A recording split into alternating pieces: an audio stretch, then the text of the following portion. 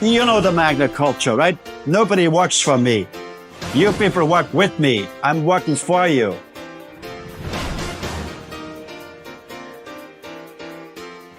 The history of mankind has always been dominated by the golden rule. Here's the gold makes the rule. But I don't want to be dominated by anyone. If I feel that strong, I should not be able to dominate somebody either. Hello there, welcome back. I'm Richard Dolan in conversation with our very own Frank Stronach. And today's conversation is about education. Now, first of all, good to see you, Frank. Oh, great, yeah. You look fantastic as always. Well, education next to the economy, yes, both start with an E, so they got a lot in common. Now, before we dive deep into this conversation around education and economics, education is actually quite near to my heart, and it's because it's the beginning of where we started. I don't know if we recall, and for the viewers, I'll share, I met you when I was in high school. I was a part of a business program in York Region. And when we heard there was a rock star on the premises, they were referring to you. Your gallant head of hair, you came in with an entourage, you were at the top of your game. And we're talking, it was early 90s, let's just say, as I sit here, still quite young, just like you. But you joined our business program. Do you refer to my age, early 90s? I'm referring to your stage, early 90s. You were the top of your game. You were in great form. You were a celebrated billionaire already, a titan of industry, and a real, true, I would have to say, a champion of all things Canadian. But that being said, during that time, you delivered lectures on a regular basis. And I was lucky to be a part of the mentor class that you were responsible for. So we were a small group of about 40 kids that got a chance to be up close and personal with you on a regular basis during this particular year. But I'll never forget that you said, and I quote, Frank, there's a huge potential in everyone. And when you left the class that day after saying that, and you put your hand on my shoulder, you said, including you. Now, I got to tell you, as a young teenager, I felt super singled out and very special. And for all those years, that inspiring touch followed by those words has always been a very great backstop to my belief in education. So it's so apropos that we sit here not just in conversation, but we're really up to a mission with your Stronach Academy for entrepreneurship. And I'm just over the moon that we're doing this together. And it's just so serendipitous that it's come full circle, where I started in an educative context with you, and we are going to now print and write your next chapter of life and legacy in education together. First, tell me this, Frank, how important is education in your mind and heart? Well, education is the beginning of everything, right? Basically, I guess as soon as a kid could walk, right, after a year, 1 or 2 years, when they mumble the first words, education starts right there, right? And I guess, basically, I think we would need a little handbook for parents, right? How to educate their kids to begin with, because in hindsight, we always have regrets. We should have done this or that. But I think, funny thing, there's no handbook, how to teach your kids, right? But what's interesting about you, Frank, especially given how methodical and pragmatic you are, the historians would say, and those who've researched you thoroughly would confirm, that you're very much about process. You're very much about playbook. You're very much about really, truly creating hand guides and handbooks, and dare I even say charter of rights for not just employees and businesses, but even people. Where did your commitment become a passion for people? Because it's not just in the world of teaching. You've been building both auto parts, but also people, Frank. Where did this passion for people begin? Well, it's an evolutionary process, right? It doesn't come overnight, right? You become, or you will kind of be molded in what you experience through life, right? So over the years, I gave lectures from Harvard right across the States, right across Canada, right across Europe, right? And I was on the boards on quite a few universities, and in hindsight, or kind of over the last 10 years, I tried to analyze myself, and I say, gee, Frank, you've been blessed with a good mind and good health, and how can I be of great service to society, right? So you go to an evolution like that, right? I mean, our society came a long way, right? From the caveman to the hunter and hunted to the kings and the servants. And now we have reached when we look throughout the Western world, we have an environment of the bosses and disgruntled employees. So basically I'm saying, look, there's a new dawn, there's a new beginning. People don't want to be servants. People don't want to be bossed. People want to be free people, right? And so basically, I think I'm referring to Magna that we've done so well, right? I mean, to build from a small building, a one-man operation, to build 180,000 jobs, right? So I was able to do that because I treated, right to begin with, my employees as partners. And that made a big difference. No, I love that your story always starts from the workbench to becoming the benchmark. But what I do want to make sure I make very clear is that it's also been clear to me that you're not just a great byproduct of good, sound education, but you were mentored very well. You learned very early when you apprenticed back in your homeland as a tool and die apprentice, the importance of getting hands-on experience. So your appreciation for education wasn't just textbook, it wasn't just classroom. It was also about hands-on experience, interacting with applying your hands, your body to any trade or skill set. Would you not agree? Yes, when I take a look, when I was 14 years of age, first of all, I grew up during the war, and basically I did not have any higher schooling. I had high school, but no, the universities were practically destroyed, so there was not. So my mother was a practical woman, and I grew up in a small town, and there was this big factory there, and I guess she knew one of the foremans in there. She walked me in there and said to the foreman, I want you to teach the boy a trade, right? So what did I know, right? But it happened, it was a tool and die making, right? I remember, with 14 I was not a tall kid. I needed pretty well all. That company hired every year about 50 young kids out of high school, right? And so the first assignment we got was, there was a steel block, a steel beam, 6 by 6, huh? It was maybe about 3 feet long, so it needed 2 people to lift it up. On the bench there was a vice grip, so put the thing, and then we had to cut down with the handsaw. We had to file a perfectly square block, right?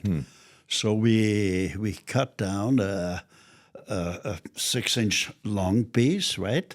We cut it down. Just the cutting took about 2 or 3 weeks, right? Just do it, right? Goodness. Okay, so, and then we had to file it to perfectly square. And that took another 2 months or thereabouts. Wow. Okay, so it was an extensive, practical, hands-on program. I mean, I look back at my own son at 14. I couldn't get him to make a bed, let alone saw down some steel over a number of weeks. So good for you. But it sounds to me that even under that tutelage, it sounds like you really got firsthand knowledge and lessons on discipline, on consistency, on hard work. You got introduced to some of these principles. Would you agree? Yeah, it's hands-on and yes, we have so many technologies, but you still got to do a lot of things hands-on, right? No. You could never replace hands. No, very true, very true. Now, one of the interesting things as we are filming this conversation, as we look south of our border, we're talking during the time of the new Trump administration. And as the 47th president of the United States, Canada is now enduring what we've come to call tariff wars. For those who are listening, for those who are watching, whether presently or weeks or months from now, it's a time of great strife. The economic uncertainty has created some turbulence, not just for people, but factories, industries, and the markets alike. In fact, just yesterday, over $4 trillion was wiped clean right off the stock markets. The market alone lost 4% in value just yesterday. And one of the interesting statements most economists are making is the importance of Canada creating for itself economic sovereignty, economic independence. And I can't help but say, Frank, as we're going to have a conversation about education, but I'll feel like I'm just doing a little bit of a detour here. You launched the Canadian Economic Charter of Rights and Responsibilities, not specifically in response to these tariff wars, because you intuitively knew that Canada deserved better economically for itself and its people. What would you say to that statement? Well, first of all, countries which have the least amount of bureaucrats have the highest living standards. So we gotta understand that. And a country which could make more and more things than what we buy things, right, also has high living standards. We got to realize that. Countries which just import, right, would have a very low living standard. Of course, some countries are very blessed with raw material resources, or the Arab states, they can reasonably get along just by selling oil. But even they try to get into technology and start to make things, right? And the final analysis, the living standards are higher when companies export, right? But our problem now is, for many years, we haven't really made much anymore. When you went to a large department store, let's say in the States or in Canada, pretty well all the products were imports, right? Especially starting, it started about 50, 40 years ago, where you could see more and more imports and less exports. And this is where, call it the living standards fell apart. We gone way back, right, from the living standards. So that was, but now when you see a new building going up, it's a warehouse. It's not the factory, right? So Trump, I think he's smart enough to say, look, we got to start making things again, right? And so in his case, I think on our last podcast, we talked a bit about it, but I think it's great to repeat or fine-tune it a bit or shine a little different light to it. It's first of all, we got Donald Trump was elected the president by a large majority because people in their gut feeling said, look, we can't go on like that, import everything here and we don't make things, right? So that is, so when Trump made the statements, look, he wants to look after America, you can't blame him for that.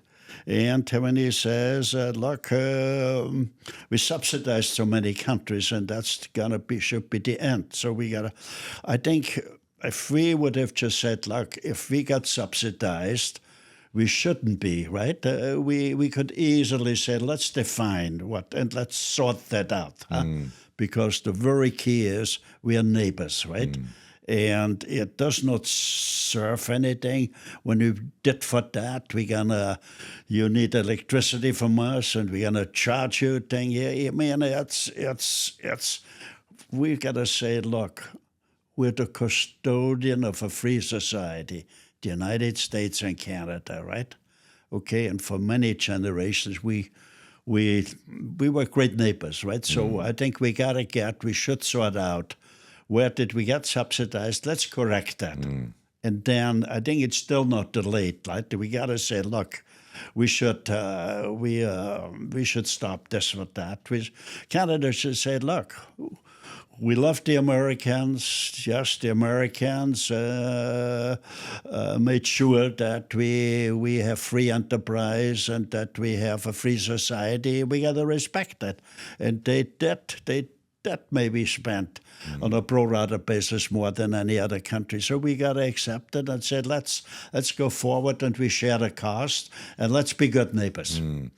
Well, regardless of Trump's policy and his approach, I mean, some can argue it's responsible. Some might call it ruthless. Regardless, though, you did say something that deserves repeating, which is all about achieving higher living standards. And in all the research that I've done and in all of the following that I've done for you and of you, you always focus on people. People before policy, people before politics, because it takes people to create a sound economy and truly freedom of country and the rights within it. And that brings us back to the top of our conversation, my friend, is education. Education sounds like it's the keystone to developing and building people. How true is that principle for you?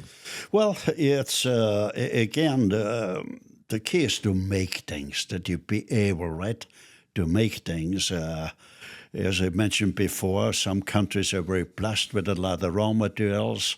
If you have that, you're required to do maybe make less products because you could sell the raw materials.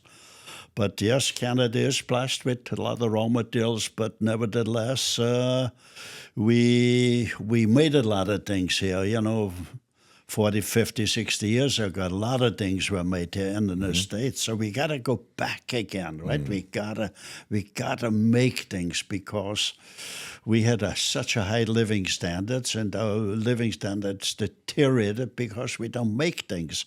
So we need schools too. We need trade schools, we need technical schools, right? So let me give an example. I built a few schools, right? I would say. When I ran Magna at the height, we had the largest skilled labor pool in the world. We had over 5,000 Dolan die makers, more than any. And Dolan die making is really, the Dolan die makers make special machineries where you can mass produce just about any product. Might it be a toothbrush, might it be a fountain pen, might it be a car bumper, might it be a car door, might it be the electric light, right? You need special machinery because you don't make a light bulb by hand, right? Or call it a fork and knife, right? We used fingers, generations ago. We didn't need, but now I guess we advanced a bit in cultivation, right? So we use knives and forks now, right?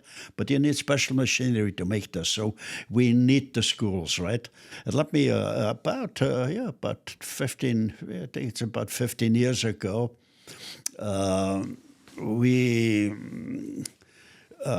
Magna, besides cars, right? We were in horsepower too, right? So actually horses, right? And usually the cars are measured by the horsepowers, right? But then we had the real horsepowers, right? Because we had a lot of racetracks with a lot of horses. And so you understood horsepower intimately. I had horsepower in the most natural way. And sometimes I say, look, in the United States now, the United States is utilizing 120 million tons of grain to make ethanol, to support the gasoline price, to keep the gasoline price low. But the next wave, maybe starting later this year and the next few years to come, there will be tremendous food shortages, tremendous. Not only because the Ukraine war, right? Because the Ukraine is a huge producer of foods. No, there'll be food shortages because the population growth. There'll be more highway, more subdivisions, more parking. But most of all, the population growth, the soil is deteriorating, so it won't be quite this thing. So we got to be very careful. Well, and you understand these issues. You began by starting off and suggesting that, having employed over 180,000 people at one point in your life, you understood the importance of developing people. You've been saying this consistently, that we have to get back to bettering our people, improving their skills so we can get back to building things. This is likely why, and I want to reference some great bullet points here as a point of reference. You had launched the Magna Baltimore Technical Training Center back in 2002. You went on to launch Magna Technical Training Center in Brampton, Ontario. And in fact, I want to just quote somebody here. It was actually well documented, Frank. I want to share something with you. It was written about you saying, quote, Magna founder and chairman Frank Stronach said there is an enormous need in the United States today for skilled tradespeople in the manufacturing sector. And it is important that America maintains a strong manufacturing base in order to produce made in America products that lessen the country's reliance on imports. We believe the training center can help in this regard by graduating workers with the technical skills required by American manufacturers. So in other words, back as long ago as 24 years ago, you foresaw that this was going to be an Achilles heel for the economy of America. And rather than tariff wars and taxing trade, you saw it as a great solution to bring education and training and development of the American people to strengthen the American economy, the very vision you're bringing right here to Canada. Why do you think America didn't focus on education as much as they should have? Well, you see, Wall Street always had a great bearing on business, right? And I would say about 50 years ago, Wall Street got very pushy. You know, they said to business, you got to make more profits. And on the other hand, you had the unions. The unions said, we need higher wages. So business took the easy way out. They went to China, okay, with all the technologies. Okay, and now China is a powerhouse, when it comes down to making products. And pretty well, as I mentioned earlier on, you go in a department store, maybe 90% in there is made products from China, right? Okay, so we gotta rely on China maybe to make fighter planes in the future, right? How would that look? Amazing. Okay. But what it feels like to me, Frank, is I'm really immersing myself in this conversation, is that people have got to pause and listen. I mean, I read off that statement talking about why Made in America products were important. And 2 years later, after you made that statement, in 2004, you launched the Frank Stronach Institute, the FSI, which, if I just may reference, was a collaboration between Magna International, your company, and Graz University of Technology. And why that's so fascinating for me is that if you dig deep into some of the research that I've come to find, is that with over 1,300 scientific papers and 13 patents to its name, this institute that you founded was focused on making an evolutionary shift in the way people were getting trained in technology. So for some people who listen to Frank Stronach and say, well, it's easy for him to say because he was a tool and die guy or just built automotive parts, to me, I see here a track record that dates back to the early 2000s, that you paid attention, you leaned in, and you listened to where the trends were going, and you began to make immediate changes through education by teaching people. Would you agree with that assumption? Well, technology doesn't stand still. There's always new technologies, right? We get smarter and smarter, and but it doesn't seem technology is there to help people, to help society, to create a greater living standards. That's basically what technology is there for, to make things better, cheaper, faster, right? Okay, but our problem is we have too many regulations. There's more and more people now regulating. Really, I think there's more regulators now than people which want to make things. And they make it so difficult for people to make things, right? And so, yes, we need the economy or companies need, I'm usually referring to rules, right? One, workplace safety. You don't want to see when you go to work that you can easily lose a fingers or hand or whatever, right? So it's important. And the environment is important. But I think 50, 60, 70 years ago, people were very concerned about the environment, the workplace safety. We had all that thing.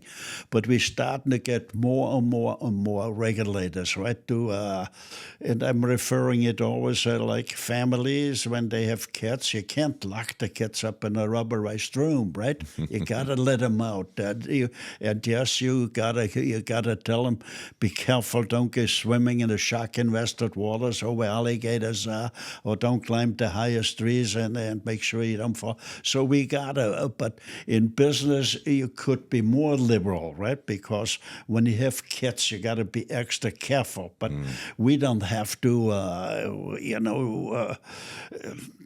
there's a little risk to everything here, right? But we cannot do it that we, right now, free enterprise is at a standstill. There's nothing, free enterprise means you're free to make products, right?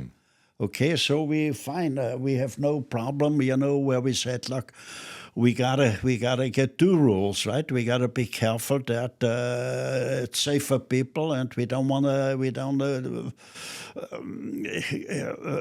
damage the environment, right? So we gotta get down there, right? No. And it's really the regulators which take so much money's out of the system. There's practically nothing left for the working class. That's the dilemma. I get that. Listen, you had me start. My mind began to drift when I thought, you're right. The rubber room was no place for children, but it was a perfect place for me as a young father not so long ago. I would have loved to have been in a rubber room at some time when my kids were young. So that's just a joke, by the way, Frank. Yeah. But as we're talking about your incredible track record, not just as an entrepreneur, but as an educative innovator, you were a pioneer of developing new ways, new forms, new platforms, new programs, new collaborative partnerships in launching training centers and innovation centers. I've got to say, education sounds evolutionary too, and that likely leads us to why you launched SAFE, the Stronach Academy for Entrepreneurs. Now, this makes me excited, and I'll tell you why. Because entrepreneurship is one of those things that isn't easy to teach. And oftentimes, those who teach entrepreneurship rarely were an entrepreneur themselves. They're not a living demonstration of having started a business from a workbench to become a benchmark. And for me, this academy is not just about teaching people new ways of thinking, but new mindsets and skill sets to get a business idea up and running, to grow comfortable in it, and to get it going. How excited are you about the Stronach Academy for Entrepreneurship? I felt a bit amiss. I think I should have done that about 10 years ago, right? But it's always better to be a little late before you don't do anything, right? So I think it's very crucial that we awaken the spirits of entrepreneurs, right? And first of all, we gotta say, look, we gotta change. We gotta make sure like entrepreneurs. Look, most small business start out with entrepreneurs, a small business, with one person, then a sector, third, and then 20, then 30. But the small business is so tied up in red tape, that you can't move. So it's crucial to call it a revolution of the mind. When I use that, I always want to make clear absolute no destructive revolutions. But we gotta have new mindsets, right? And so just imagine now if small businesses don't make a lot of monies, right? So government do need tax monies, right? So small business, they want to grow, so they want to hire employees, right? So the employees pay monies, pay wage tax, right? And it's via the income tax, the wages, the government really, that's the biggest tax income, right? So the country or the government would make a lot more taxes, right? If the small businesses wouldn't have to pay a business tax, okay? So, and we gotta make it easy. So, but it's, look, we have the dilemma now for the last 30, 40 years. It is the same. It doesn't matter what government there is. They don't get it, right? It's the system, right? And I'm not pointing fingers. It's the fault of that. Slowly, we got in a system where, call it, the politicians are trapped. There's nothing they can do. Where business is trapped, there's nothing. So we got to dismantle. We got to loosen the chains So that is so it's a revolutionary cry to the small. Look, you're the key to Canada's future, because you step up. You think it a little more. When small business really was active, the living standards were high, and the unemployment were low because they provide the most jobs. Right? We're approximately 1 million small businesses. So just if they hire one person, right? It's an enormous thing here. So if we go back to the thing, right, loosen the red tape and have them pay no income tax, it would create an energy boom, an economic boom like never seen before. I like that. Well, if it's any consolation, the Oracle of Omaha, Warren Buffett said it best, that the best time to have planted a tree was 30 years ago, but the second best time is right now. And so, having launched the Stronach Academy for Entrepreneurship, what better time than today? I mean, while Canada is looking to procure its own newly realized economic sovereign powers, you've launched the Canadian Economic Charter of Rights and Responsibilities, a mandate and a mission onto itself. But when it comes to your revolution of the mind, here's what I love about this conversation, Frank. So let me dial it down and bring you back to when you first started. Well, what I believe is that when I think of entrepreneurship, when you first came to Canada all those years ago, I see a very courageous young boy with only $200 in his pocket, with no contacts or family or friends, no hookups, no jobs lined up, no place to really live. You didn't really know where you were going to go or who you were going to become when you arrived in Canada. That took a certain level of adventurism, bravery, courage. And no wonder that was the real way for you to evolve as an entrepreneur. Today, I don't know if I see entrepreneurship spirit as such.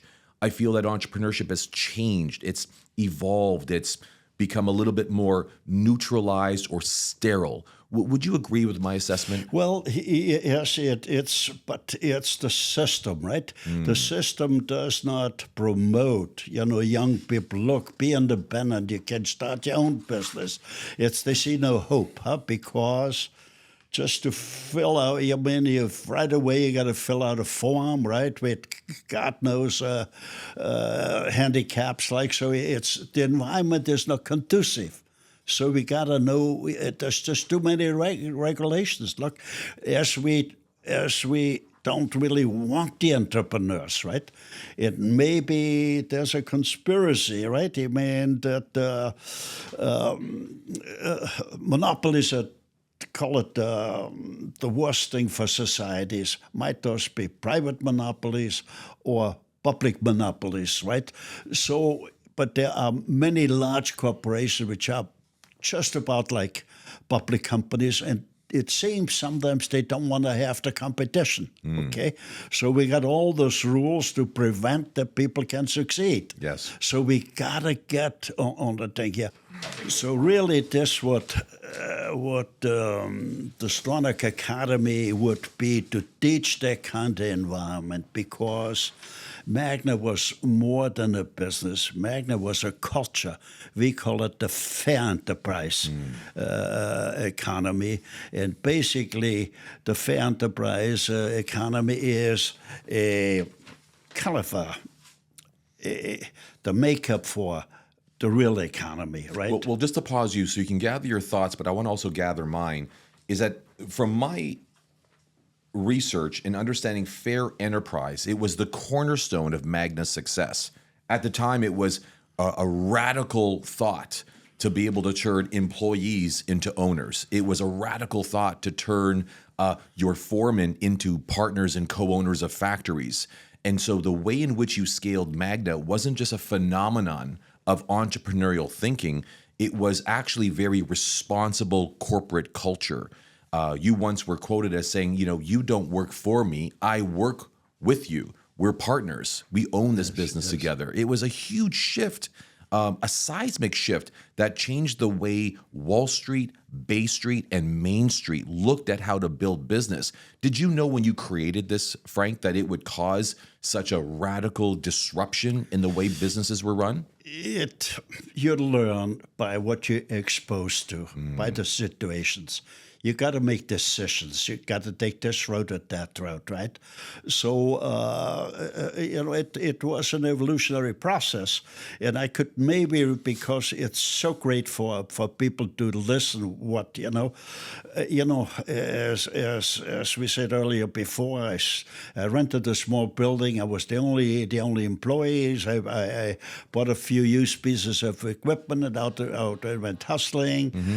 I said when I'm great in solving problem. If I can't solve the problem, then you don't have to pay me. So anyway, I hired one employee after 1 month. After a year, I had 10 employees. After 2 years, 20, then evolution sets in. I noticed my foreman was different. And I said, I asked him, what's the matter with you? He said, look, I'd like to start my own business. I said, yes, I sympathize with that. But that evening, and I repeat again, I was talking to myself. I said, if that foreman's going to leave me, that would stifle my growth. No good for me. The next reason I even liked less. If that foreman's going to leave me, I got to do the work all alone. I liked it less. If I hire a new foreman, I don't show him the other business around. I still got to do all the work, right? So I said to him, look, why don't we start a new business? You own 1/3, I own 2/3. And he said, you mean it? We wrote it right away down, went to a lawyer, and he hustled. That was his business. So I took the next one. Over the next 5-6 years. I had about 7 factories. We made cash flow like crazy. That I really became philosophical. If I gonna get also the workers motivated. Well, I want to backstop all of what you've said for those who are listening and watching as I'm in conversation with Frank Stronach. What you're referencing is first in fair enterprise, there was the employees charter. And I read from it directly that you created quality work environment by guaranteeing employees fair treatment, a safe and healthful workplace, and competitive wages and benefits. That was number one. What was interesting, though, was then you went on to decentralize the operating structure, where it wasn't just a pyramid. What you did was you empowered managers at the group level. So at the group level, they had leadership from within that represented their voice, but they all had an equal say with the exact gravitas at the corporate leadership level. So in other words, you empowered people who ran factories to feel like CEOs of the business. But last but not least, and I want to go straight to this because this is important, this is all a part of understanding your mindset when it comes to teaching entrepreneurship. When you started breaking down the way in which Magna shared its revenues, 20% went to shareholder dividends. You had here 10% went to employees' equity and profit share. You also had 7% that went back to research and development, technology, investment. You then had, check this out, 5% went to management. And then you put 2% into social responsibility, impact, human betterment, philanthropy. You gave back to communities. And then, of course, you had your taxes and whatnot. Frank, this is revolutionary of its time. You're talking in the 80s. Where did you realize that this would become likely the new standard of fair enterprise? Well, I realized that we are so successful, right? So I want to teach. I want to sort of the wisdom or the experience I accumulated. I want to transmit it to the younger people, right? And this is where I think we're safe. Stronach Academy for entrepreneurs would be crucial, right? Because it's really it's really written down many. Of course, you cannot write down everything here, but this is where entrepreneurs will talk to future entrepreneurs and say, yes, this will go, you got to do this and that. One important thing I want to make sure that's it's crucial for business. If you make a promise, you must keep it. Okay? It's the most important thing, that you can demonstrate that you're reliable, right? Because without reliability, nothing works. That is a very one of the most important. As a businessman, if you make a promise to the employees or to a business partner or to another business, you must, because you can always make monies. But if you damage your reputation once by not keeping a promise, you can never repair it, right? So it's so important to look, yes, sometimes we maybe make a statement or do things here when hindsight, gee, we could have done it a little. So you got to carry on and do it, because the reputation is the most important thing for a business person. Huh? When you were the chairman of Magna, you once wrote in the declaration of this Fair Enterprise Act, Charter, and Institute, and I quote, "The basic philosophy behind fair enterprise is that our human charter of rights need to be augmented and fortified with economic charters of rights. Economic charters of rights will lay the foundation for economic democracies, and economic democracies are the basis for democracy itself." You've been saying this for decades.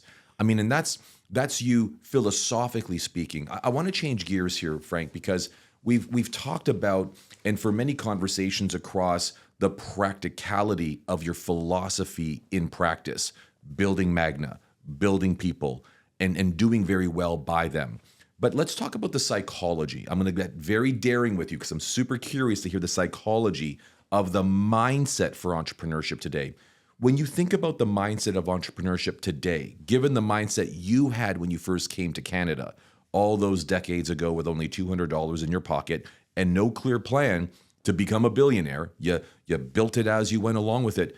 Let's get curious for a moment about the psychology of today's entrepreneur. Well, what's the first thing, the first shift you feel intuitively people need to shift their mindset on when it comes to becoming an entrepreneur in today's times? What would you suggest would be the first place if we got curious about it together? Well, first of all, an entrepreneur person got to find out, what do they like? Do they have an affinity? Okay, so that's the first, because look, you gotta, in order to be good, you gotta have an affinity. Okay, and so that's the first thing we got to find out. Huh? So what I like about that response is, when I hear that, I hear, well, what are your gifts? What are your skills? What are your passions? What do you love? Where would you lose yourself? Where would you lose track of time? Because I'm pretty certain that when you worked at Magna and started the business from scratch, you probably had many 50, 60, 70-hour weeks, and it never felt like ever work. It just felt like a wonderful expression of your entrepreneurial spirit as an expression. Would you not agree? Yes, but let me point out, please, where you need the free spirit and where you gotta constantly make decisions every day is when you have a small company. Okay, a small company, you don't need rules and regulations, right? You gotta, you see your employees every day, and like my thing when I talk to employees, saying, look, you're not working for me, right? You're working with me. I'm working for you, right? So you gotta, as an entrepreneur, when you start out, and I said early on, or on numerous on my writings and education, that we gotta practice free enterprise or the capitalistic way for small companies. Let it be free, right? So you gotta have an understanding for people. What are the likings? What are the thing here? Don't be a boss, right? We gotta define what's the attitude of bosses, right? When a worker thing, if a worker asks you something, if you say to them, look, never mind, just do your work as I told you, right? I mean, You won't get anywhere. Yeah, you won't get anywhere. The worker might have had it in mind to say, look, what do you think about this? Is this better? Whatever, right? So it is a lot of those things, what we call in the entrepreneurial academy, where we could interface with students, right, to get the practicality, but. Entrepreneurs, it's meant for companies below 300, right? But if it be very great, then you go past, right? You still could have small companies and have a few hundred small companies. I love it. I'm just saying, capitalism needs harnessing when it get large, right? Well, I'm going to pause you for a moment because we're on to something here, my friend. We're up to something, because what we're trying to uncover is that there's lots of evidence to your philosophy of entrepreneurship. What we're now uncovering in this conversation with you is the psychology of today's mindset for entrepreneurs. And here's what I caught from you. Aside from getting to know yourself better, finding your affinity is what you've called it at the Stronach Academy for Entrepreneurs, is you also have to understand people. Understand what motivates them, what scares them, what their needs are, what their pains are. And rather than being a boss or a dictator or the governor of rules and mandates, goals and objections, be compassionate. Be not their friend, but be an ally, be a partner in the process. This is what I'm hearing so far. Are we on the right track? Yeah, we're on the right track, yeah. But again, you need... people come in different shapes, different forms, different mentality, etc., right? And let it be, right? But when you start a business, you gotta see. Does the person have the drive? Does it have what's motivating the thing here, right? And you need some workers which tighten screws or whatever way. Don't need a lot of. So you as an owner, does somebody work harder and smarter, right? You got to make sure not to lose them, right? I like that. If you not lose them, you might give them an extra bonus, or you might say, look. You be a partner, right? Own some shares, okay? Or profits or equity. There's a numerous range of rewards you could give, right? You got to be flexible in that. Well, here's what I'm hearing, and I'm making proper notes here because as we launch the Stronach Academy for Entrepreneurs, and I'm delighted to be a part of this initiative as it's near and dear to my heart, but also our history and our incredible legacy together, is I'm hearing that beyond incentives and awards, what you're really doing is the new entrepreneur mindset needs to understand engagement. Like, take your relationship with mine. You keep me engaged. Do you want to know why, Frank? Because you know what motivates me with you. Time with you, conversations with you, lunch with you, understanding you, time here across from each other inside of your beautiful studio with your incredible team. These are the things that keep me engaged. Although they might be traditionally known as incentives or awards, I'm far more engaged because you know how to engage me. So I think that this is a part of the new psychology of entrepreneurship. Understanding people also is a function of understanding how to keep people engaged, keep them interested, keep them motivated, keep them driven. Do you align with this thinking? Well, it boils down to it's a constant process. Can you make a better product for a better price? It's a constant evolution. You got to constantly think, can you make the product better? and at a lower cost. Whoever can that on a continuous basis will get the largest share of the market. It's an ongoing, don't sit back. It's a constantly get interface with your workers.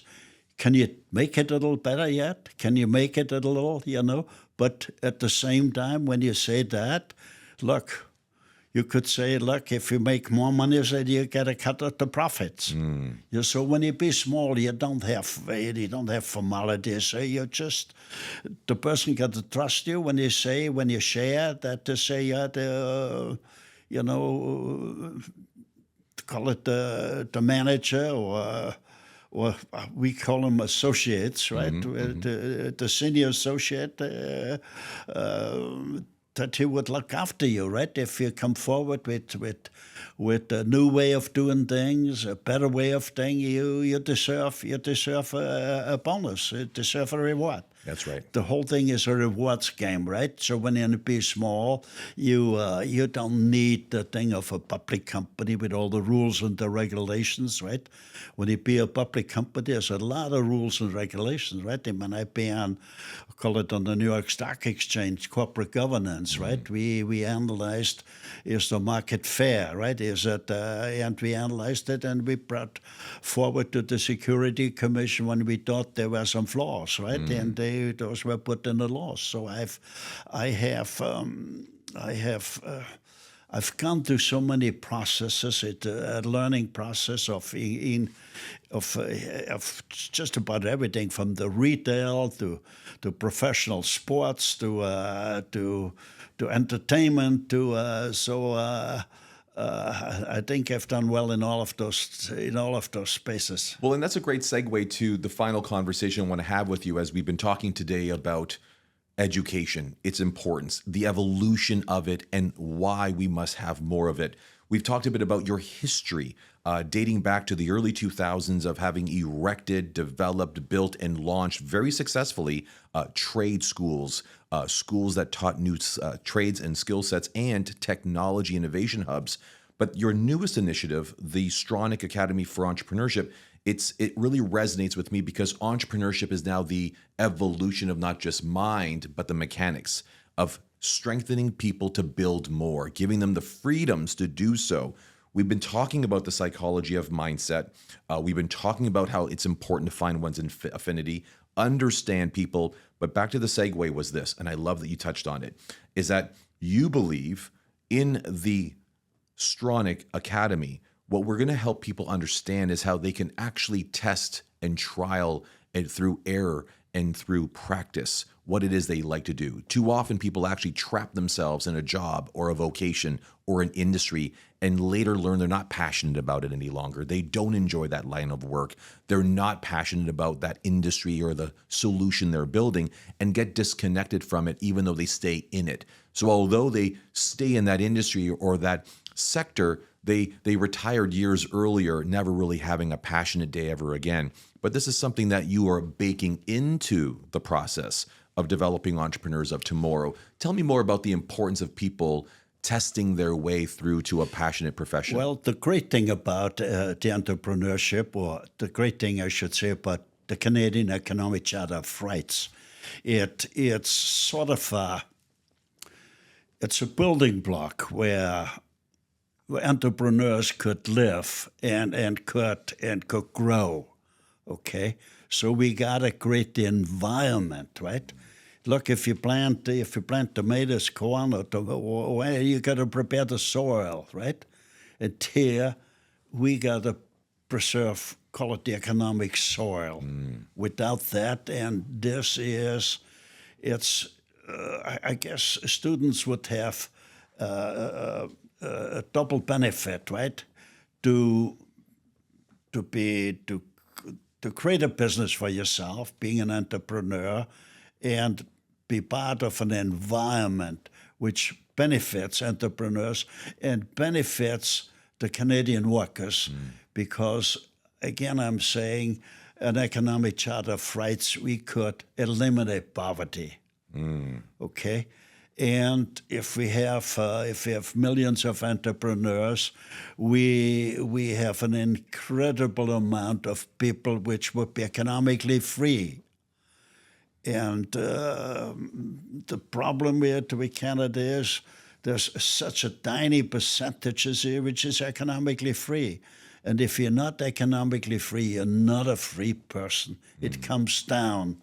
You know, people give their lives for freedom, okay? So freedom is the most important thing. Of course, you gotta be able to eat. You gotta have enough food, right? So that is, of course, that's important. But without freedom, if governments